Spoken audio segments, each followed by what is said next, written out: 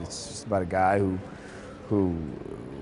has a lot of shortcomings and still chooses to not become jaded or bitter about it, and is a good man and an honest man, a noble man, and as a result of those, virtues, he's given this gift, and he's able to kind of balance this new life he has with his old set of morals. It's the mental stuff. It's trying to get your head around the fact that this isn't just a new story you're telling people. This isn't a script that you get to, make the first tracks in the snow with. This is, a lot of people have an idea of who this guy should be. And a lot of people really care about what you're going to do with it. That's the tricky thing. How much of other people's opinions do you want to dedicate your performance to, and how much do you have to say, you know what, I gotta go with my gut. He's the guy you'd follow into battle. He's the guy you'd want to lead you, not because he's brave or courageous, but he's just a good man. He's the guy that would make sure you made it back. And I think there's a great thing about the fact that he was chosen. He was given this. A lot of superheroes are either born with their abilities or they get them by accident.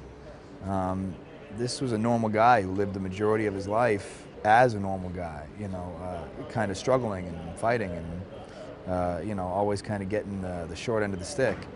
And this kind of good fortune happened to him, which I think is something that everyone kind of hopes for and, secretly wishes happened to them. Well, they're great movies to be a part of because they have a built-in fan base and they have a very loyal fan base, and it's always nice making something that people will see. A lot of times you make movies and they hit the shelves and that's where they stay. So it's a different experience knowing every single day a lot of people are really going to care what you're doing.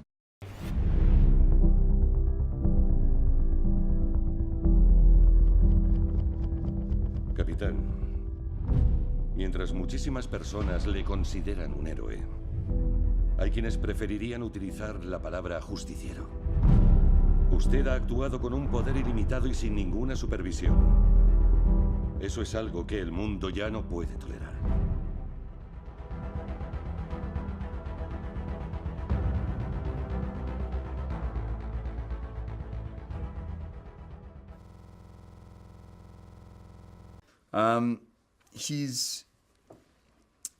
I think leading up to this film, he's the most comfortable with his role within the team. I think he's finally begun to feel at home, and I think he's begun to finally feel at home with his new family.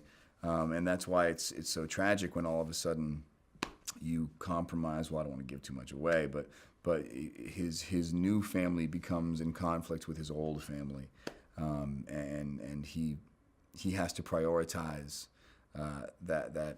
that struggle, and he chooses the old family, and that kind of leaves him aimless. That kind of leaves him rudderless in a world where he's always defined himself through the military and as Captain America. When he puts the shield down, I think he doesn't quite know who he is. That would probably be the airport sequence. There's a giant scene where everyone's fighting, and it's outside, and it was Atlanta, and it was August, and it was hot, sweaty, and it was very tedious. I'll say that.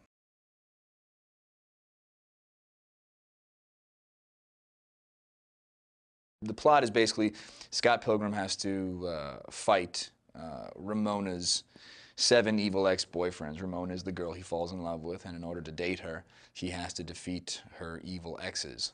Lucas Lee is the 2nd evil ex. He is an ex-pro skater turned actor. And he's a bit of a jerk, a little full of himself, not the best actor in the world.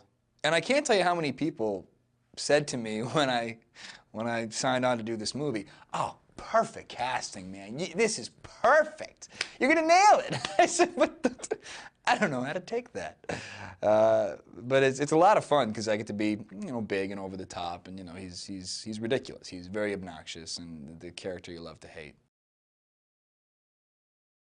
Edgar has such an amazing way of not only bringing everyone together to share his vision, but even when he's directing just you as a director to an actor, he can, without even, his body will get going and his expressions will get going, and he's not giving a line reading, but he has a way of explaining what he wants without even really saying too much. And you're just like, you know what?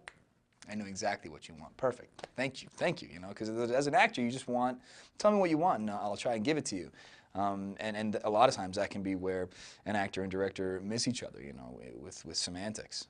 But Edgar just has this, you feel completely comfortable, you feel completely safe trying things and knowing what he wants.